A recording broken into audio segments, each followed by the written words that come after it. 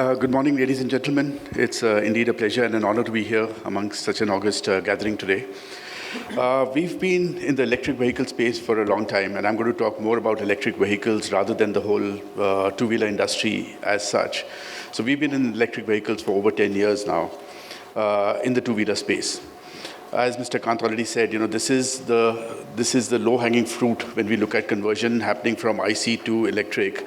That conversion is inevitable. I mean, you would hear through the day multiple different conversations, and you would have already seen in the past different forums where electrification is inevitable.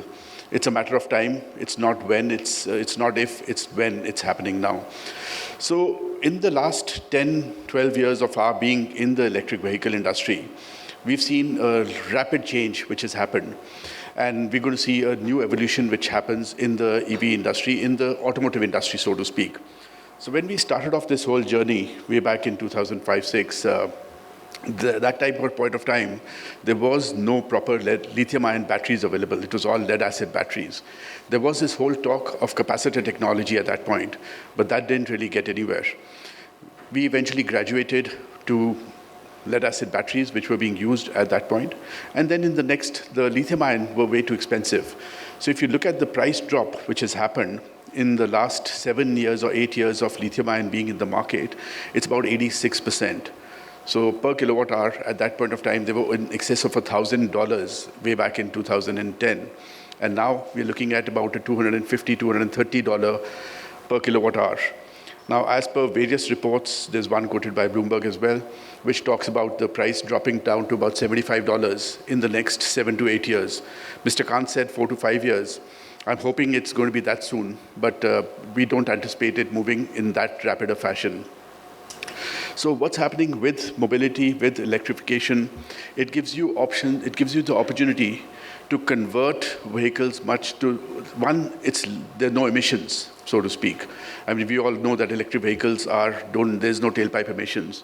And in cities, in NCR, which is the most polluted area in the world at this point of time, we know what happened what was happening with the Beijing Olympics at that point. The Olympics almost got cancelled because of pollution levels.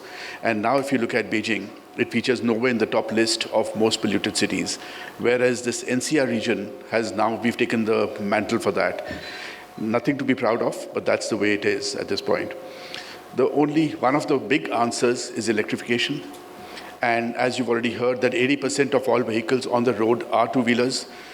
Two-wheelers, because of the range and performance, are the easiest to convert. An average user in India is not going beyond about 30 kilometer range on a day-to-day basis, even if you look at the big cities, Delhi, Mumbai, Bangalore, etc.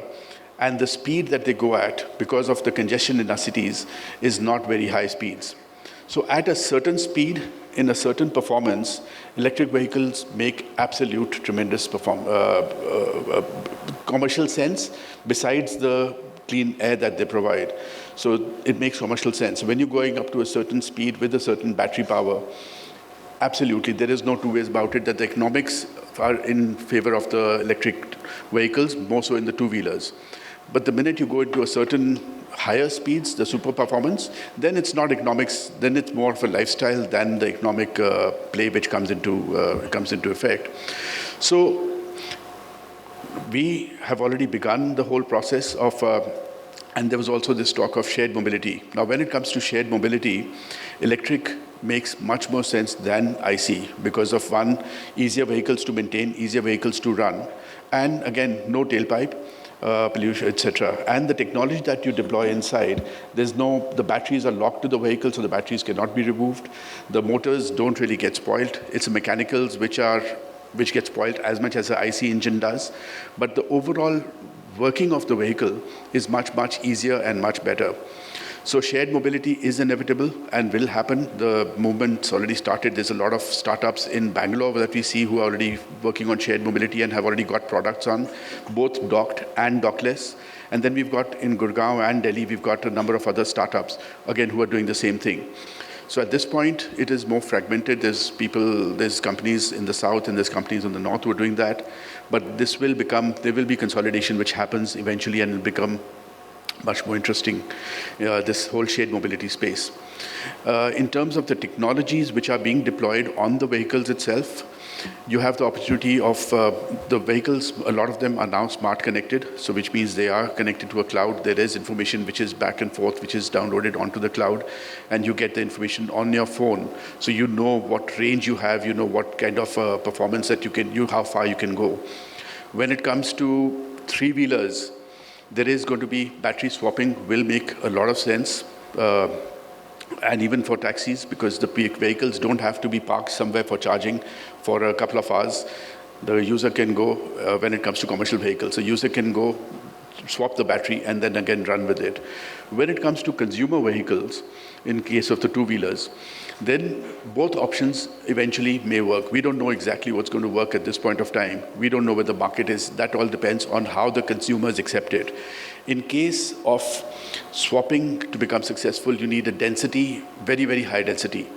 One of the points that we advocate to the customer is that you don't have to go anywhere. You are in an electric vehicle, it's ease of use, not just more because of the tailpipe emissions, but also that you don't have to go to a gas station to fill up on your tank any longer. So you charge it at home, you take out your battery or you plug it into a wall outlet and you charge it at home, and then you run 60, 70, 80 kilometers, which is more than what an average Indian user uses, and come back home and charge.